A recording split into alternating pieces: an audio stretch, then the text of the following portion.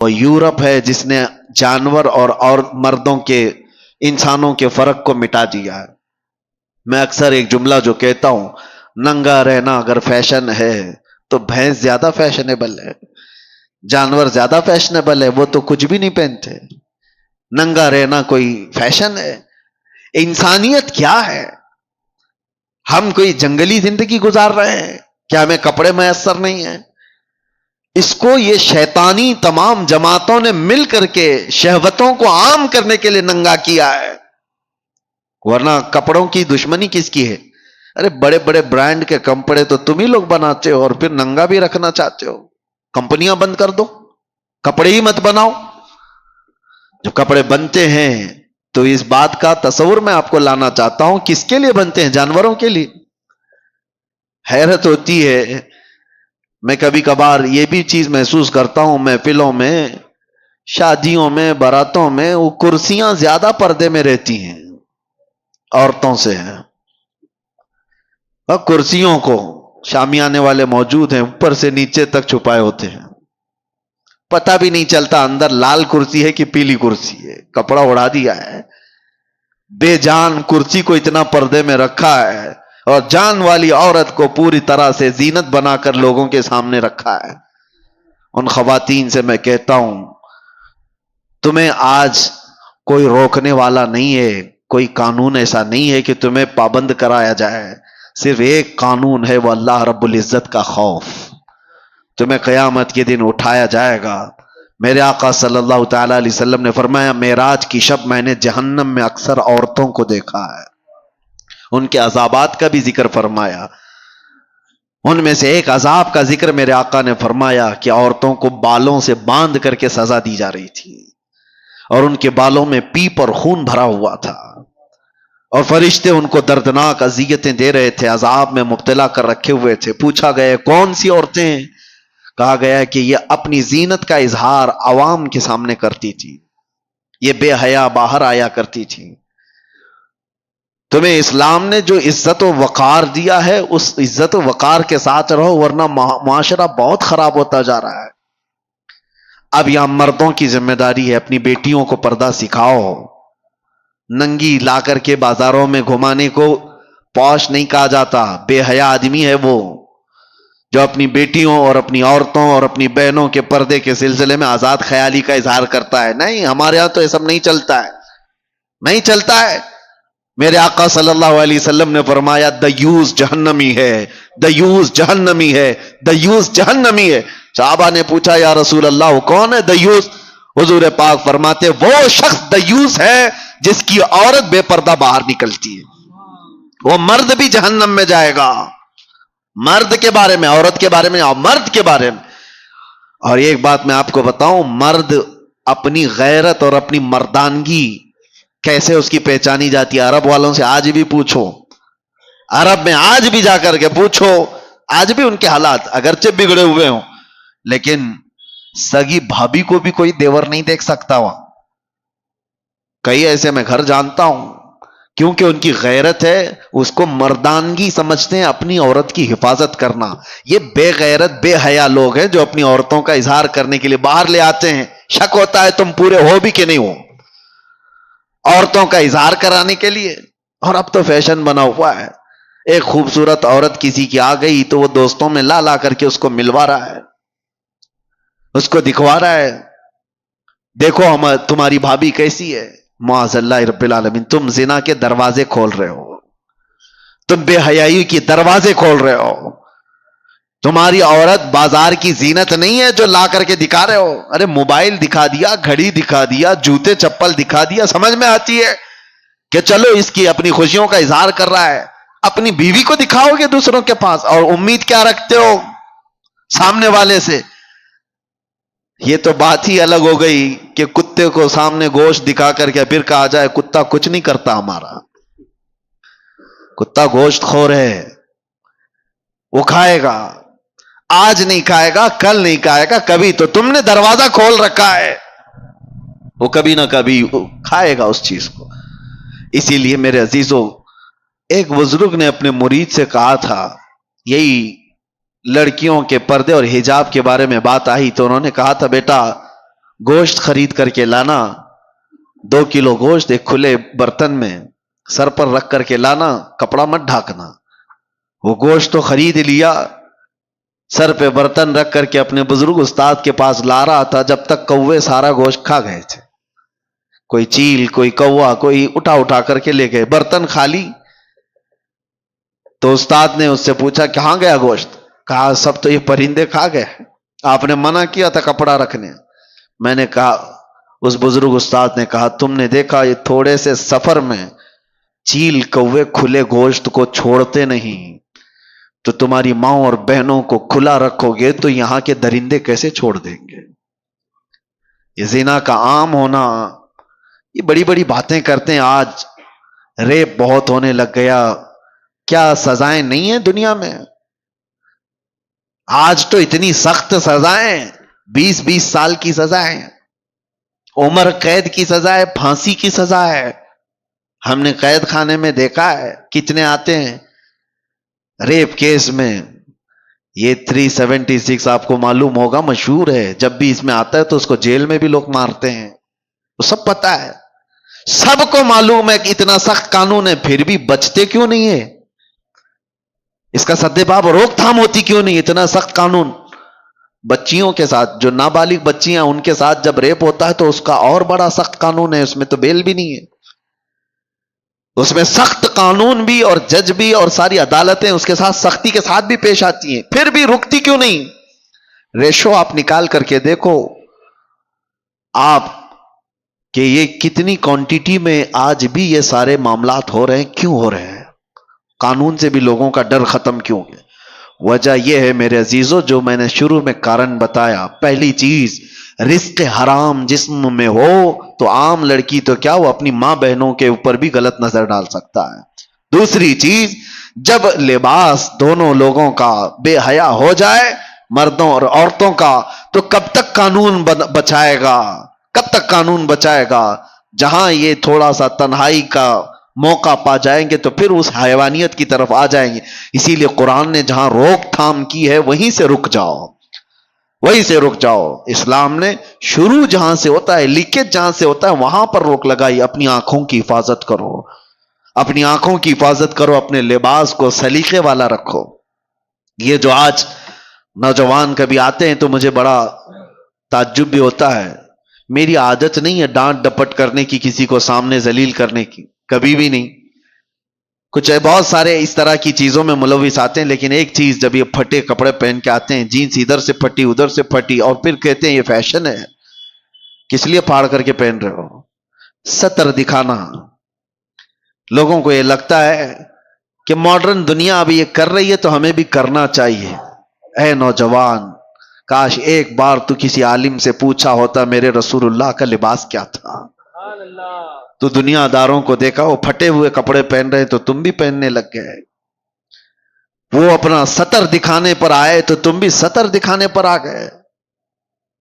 कौन सी लाइफ जीने पर आ गए? कौन सी जिंदगी गुजारने पर आ गए? तीसरी एक वजह और बता दूं, बुजुर्गों ने फरमाया है कि जब बंदा ज्यादा गाने सुनता है तो उससे जिना के करीब जाता है। ये जितने नगमात, गाने सुनने की जिसको आदत है, उसके जिस्म के अंदर बेहयाई का ज्यादा रुझान होता है। और एक बुजुर्ग ने फरमाया कि दुनियावी मोहब्बत के गाने इंसान के दिल में निफाक पैदा करते हैं, मुनाफिक बनाते हैं। मुनाफिक समझते हो? मुनाफिक वो आदमी जो दिखने में मुसलमान है, अंदर से काफिर है, अंदर से काफिर है। तो ये तमाम चीजों से अपने आप को रोक लो, शायद मुआशरे के अंदर एक इनकलाब आ जाए। अल्लाह के नबी सल्लल्लाहु अलैहि वसल्लम को गवाह बना करके अपने आप को ही कहो कि आज से मैं ये चीजें नहीं सुनूंगा। अरे रोजाना हो सके तो अल्लाह का कलाम एक सूरे सुन करके तो सो। देखो जिस्म के अंदर कितना असर पैदा करता है। तुम्हारे पास हाथों में मोबाइल है, एयरफोन लगे हुए रहते हैं, घंटों क्या क्या चीजें सुन रहे होते हैं, रील्स देख रहे होते हैं। काश एक बार सोने से पहले बिस्तर में सूरे मुल्क सुन करके सोते, तबारक सुन करके सोते। मेरे आका सल्लल्लाहु ताला अलैहि वसल्लम की हदीसें हैं, वो बंदा जब मर जाता है, कब्र में जाता है, तो ये सूरे मुल्क اللہ کے پاس جاتی ہے اور جا کر کے رب تبارک و تعالیٰ سے جھگڑا کرتی ہے. یہ لفظ آیا ہے, بحث کرتی ہے کہ اے اللہ, یہ روزانہ مجھ کو تلاوت کرنے والا بندہ آج دنیا سے گیا ہے, اس کی بخشش کر دے, اسے معاف کر دے. جب تک رب تبارک و تعالیٰ معاف کرنے کا حکم نہیں کرتا تب تک وہ نہیں آتی. اللہ تبارک و تعالیٰ سے اس چیز کا مباحثہ کر رہی ہے, اس کے بعد پھر رب تبارک و تعالیٰ فرماتا ہے جا تیری سفارش پر میں اسے معاف کر دیا. تو حضور فرماتے ہیں سورہ ملک جنت میں جاتی ہے اللہ کا حکم پا کر کہ اللہ مجھے اجازت دے جنت میں جانے. جنت میں جا کر کے وہاں سے تکیا بچھونا اور لے کر کے آتی ہے خوشبوئیں, اور قبر میں آتی ہے اور آ کر کے اس میت سے کہتی ہے تجھے تھوڑی دیر ہو گئی, میں جنت سے یہ سارا سامان لے کر کے آ گئی. کون ہے ہمارا رفیق, کون ہے ہمارا دوست جو قبر میں جانے کے بعد, یہ وہ بے حیائیوں کے گانے جن کو گانے کے بعد آدمی کافر بھی ہو جاتا ہے اور زنا کی طرف چلا جاتا ہے. کیا کر لو گے؟ یہ ساری چیزیں سن کر کے ہوتا کیا ہے, سوائے دماغ میں ٹینشن کے اور کچھ نہیں بھرتا. اور جب دنیا کی فکریں زیادہ ستائیں تو لوگ سمجھتے ہیں ایک کوئی گانا سن لیں, کوئی ایسا نغمہ سن لیں, سیڈ پوزیشن پہ آئے ہوئے ہیں, تمہارا سیڈ بڑھتا چلا جائے گا, غم بڑھتا چلا جائے گا. ایک علاج بتاتا ہوں, بہت زیادہ ٹینشن اور بہت زیادہ ڈپریشن کے شکار ہو جاؤ تو میرے مصطفیٰ کو یاد کرو, پھر تنہائی میں بیٹھ کر حضور پاک کی شان میں کوئی اچھی نعت سن لو, پھر اس کے بعد دیکھنا کہ تمہارے قلب کا علاج ہوتا ہے کہ نہیں ہوتا, تمہارے دل کو سکون و اطمینان آتا ہے یا نہیں. میں نے محسوس کیا ہے میرے عزیزوں, آنکھیں برس پڑتی ہیں حضور کو یاد کر کے. جب آدمی گھبرا کر کے حضور کو سننے کی کوشش کرتا ہے تو دل کی جتنی بھی بھڑاس ہے وہ نکل جاتی ہے. دیواروں کو پکڑ کر کے رونے کا من کرتا ہے, پھر سب کچھ ہلکا ہو جاتا ہے. بعد میں اسے لگتا ہے, اسی کو اعلیٰ حضرت نے کیا فرمایا تھا, ان کے نثار کوئی کیسے ہی رنج میں ہو, جب یاد آ گئے ہیں سب غم بھلا دیے. ان کی مہک نے دل کے غنچے کھلا دیے ہیں, جس راہ چل دیے ہیں کوچے بسا دیے ہیں. نبی آخر الزمان صلی اللہ تعالی علیہ وسلم کی یاد تمہارے دلوں کے اندر ایک انقلاب پیدا کرے گی, تمہارے چہرے پر رونق اور تمہاری زبان میں اثر پیدا کرے گی. اور آخری بات کی طرف میں آتا ہوں, ان بے حیائیوں اور برائیوں سے اپنے آپ کو بچانے کا ایک مضبوط اسلحہ دے کے جاتا ہوں, مضبوط ہتھیار. کیسے روکو گے؟ آنکھیں بچتی نہیں ہیں, زبان رکتی نہیں ہے, بے حیائی کی طرف زیادہ چلے جاتے ہیں. کوئی چیز تو ہونی چاہیے. لوگ آج شارٹ کٹ علاج زیادہ چاہتے ہیں. ہاں, کئی لوگوں نے مجھ سے یہ کہا کہ آپ پہلے کافی موٹے تازے دکھتے تھے, ابھی دبلے اتنے کیسے ہو گئے ہو؟ میاں بہت محنت کیا ہے. ایسا نہیں ہے کہ کچھ کسی سزا کی وجہ سے جسم گل گیا ہے. دن میں 8-8 کلومیٹر چلتا تھا, محنت کیا. اب کسی کو بتایا کہ جسم کی چربی پگھلانے کے لیے محنت کرنی پڑتی ہے, نہیں, ان کو کوئک علاج چاہیے اور وہ ڈھونڈ رہے ہیں, اور بیوقوف ڈاکٹروں کے ہاتھوں میں جا کر کے اپنے آپ کو برباد بھی کرتے ہیں. کوئی ڈاکٹر کہا صبح سے شام تک 5 کلو کم ہو جائے گا, چلا گیا اس کے پاس بھی. یہ جو فطرت ہے نا, کوئک علاج چاہیے. نہیں میرے عزیزو, دنیا میں کوئی بھی اتنی آسانی سے چیز نہیں ملتی, اور جو مل جاتی ہے پھر وہ ڈپلیکیٹ ہو سکتی ہے. ہاں, ایک ہی چیز ہے کوئک علاج, وہ صرف اور صرف رب العالمین کا سجدہ ہے, بہت تیزی سے جو اثر لاتا ہے. اس کے علاوہ آپ دنیا میں کسی بھی چیز کو بغیر محنت کے حاصل نہیں کر پاؤ گے. میں جو بات عرض کر رہا ہوں, کوئی ہتھیار, کوئی اسلحہ ایسا جو ان بے حیائیوں پر کنٹرول کرنا مجھے سکھا دے. تھوڑی محنت تو ضروری ہے, تھوڑی محنت تو آپ کو ضروری ہے, لیکن ایک ایسا ہتھیار میں دے کر کے جاتا ہوں, دیکھنا آپ خود عمل کر کے. میری طرف سے کثرت سے صبح سے لے کر شام تک جہاں بیٹھو, جہاں کھڑے رہو, جہاں انتظار, جہاں کہیں پہ بھی اپنی زبان پر درود پاک پڑھنے کا ورد جاری رکھو, پڑھتے رہو, صرف اور صرف یہ پڑھتے رہو. اور پھر آپ محسوس کرو گے اللہ تعالیٰ کہاں کہاں سے تمہیں بچا لیتا ہے.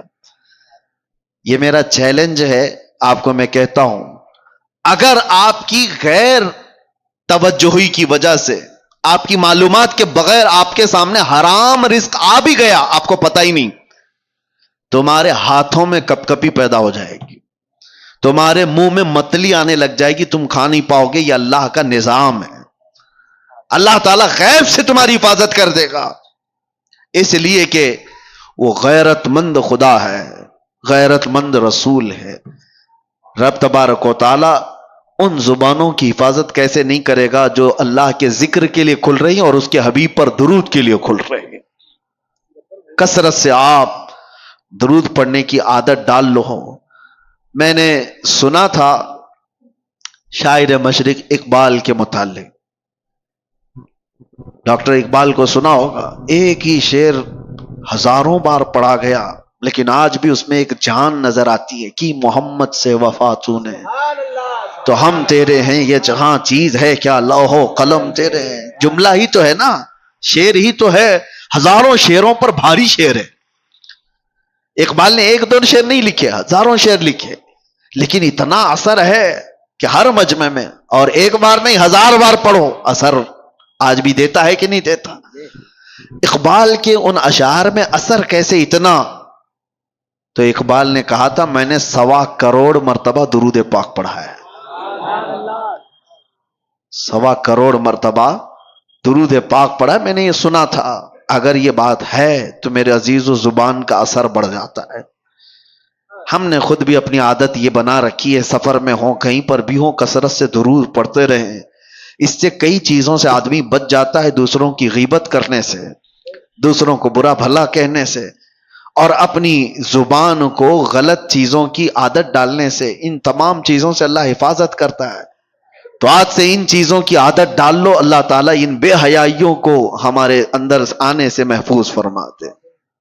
اور میرے عزیزوں، معاشرے کے اندر جو بے حیائیاں پھیلتی جا رہی ہیں، اپنے رزق پر کنٹرول کرو۔ ہر جگہ کھانے کی نہیں ہوتی، تم بھینس نہیں ہو، تم بیل نہیں ہو جہاں ہرا گھاس دکھا اور منہ ڈال دیا۔ ہر چیز تمہارے کھانے کے لیے نہیں ہے۔ اپنے اندر حلال اور حرام کی تمیز ہمیشہ رکھو۔ ایک لقمہ بھی اگر جاتا ہے تو تمہاری نسلوں پر بھی اثر کرتا ہے، نسلوں پر بھی اور تمہارے اعمال پر بھی۔ ایک صاحب ٹرین میں سفر کر رہے تھے، سنا تھا میرے استاد سے، بہت پرہیزگار آدمی تھے، بہت پرہیزگار۔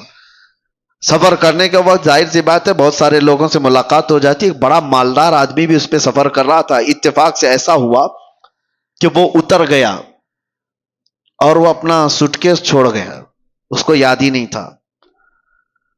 تو یہ جو بہت ہی پرہیزگار عالم تھے، انہوں نے دیکھا کہ یہ صاحب جو مجھ سے صبح سے ملے ہوئے تھے ان کا سوٹکیس چھوٹ گیا، اٹھایا تو دیکھا وہ کھلا ہی تھا، بے شمار اس کے اندر مال و دولت، پیسوں کی گڈیاں بھری ہوئی تھی اور جویلری بہت ساری تھی۔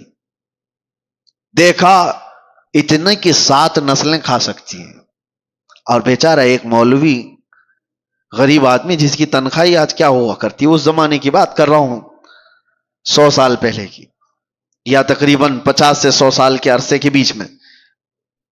دل میں برا نہیں آیا، کہا کہ نہیں، اس کو ڈھونڈ کر کے اس کے مالک تک پہنچا دوں گا۔ ایک امانت داری تھی۔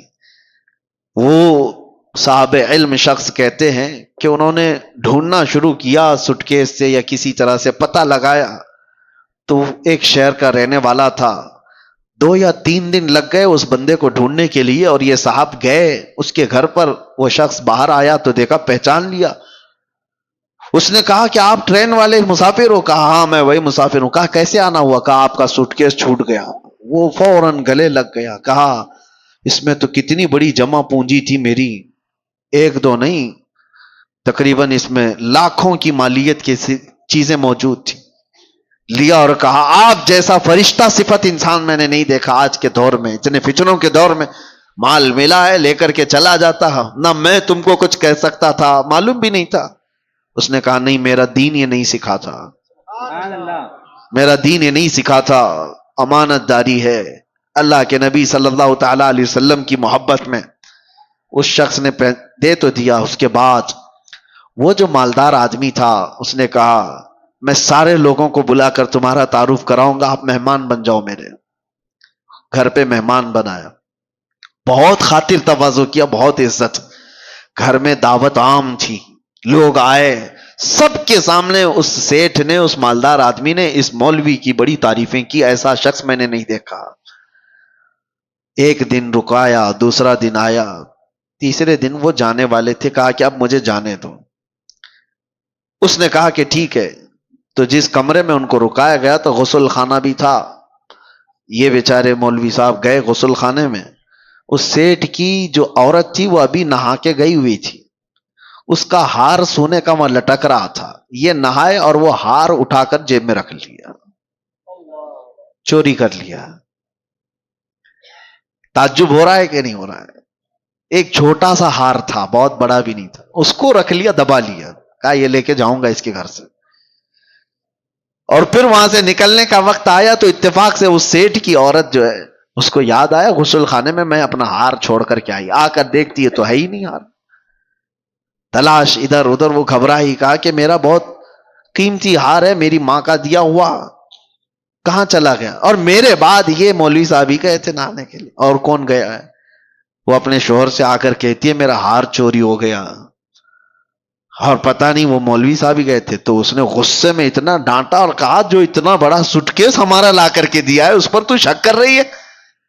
کیسے پاسبل ہے؟ ممکن نہیں ہے. اس نے رونا دھونا شروع کیا. اس کے بعد کہا کہ ٹھیک ہے. سب جگہ تلاشی لی گئی. اخیر میں وہ جب صاحب جانے والے تھے تو پھر اس سیٹھ نے کہا اپنے خادم سے دیکھو ذرا ان کی بھی تلاشی لے لو، سب کی لے لے. ان کی تلاشی لیے تو ان کے پاس وہ ہار مل گیا. یہ سیٹھ کا تعجب کا اور بڑا مسئلہ. کہا کہ آدمی ہی نہیں سمجھ میں آیا. رکھنا تھا تو میرا سوٹ کیس ہی رکھ لیتا، پورا مال رکھ لیتا. ارے وہ لوٹانے کے لیے آیا اور چھوٹا سا ہار دبا کر جا رہا ہے. وہ رونے لگ گئے. وہ صاحب علم شخص تھے. کہا کہ پتہ نہیں کیسے مجھ سے یہ ہو گیا، کیسے ہو گیا مجھے اندازہ نہیں، لیکن یہ جو میری اب بے عزتی ہو گئی. اس کے بعد اس سے سیٹھ سے انہوں نے جو جملہ کہا وہی میرے بیان کرنے کا مقصد. وہ کہتے ہیں بات در حقیقت یہ ہے جب تک میں تیرا سوٹ کیس لا کر کے دیا تھا اس وقت تک میں حلال کھاتا تھا، اور 2 دن تیرے گھر میں جو مہمان نوازی ہوئی، یہاں جو کھایا، اس رزق کا اثر ہے کہ میں تیرا ہار چرا لیا. یہ تیرے گھر کے کھانے کا اثر ہے. میرے عزیزوں بہت جلدی انسان کے اندر حالات بدل جاتے ہیں. اپنے رزق پر کنٹرول کرو.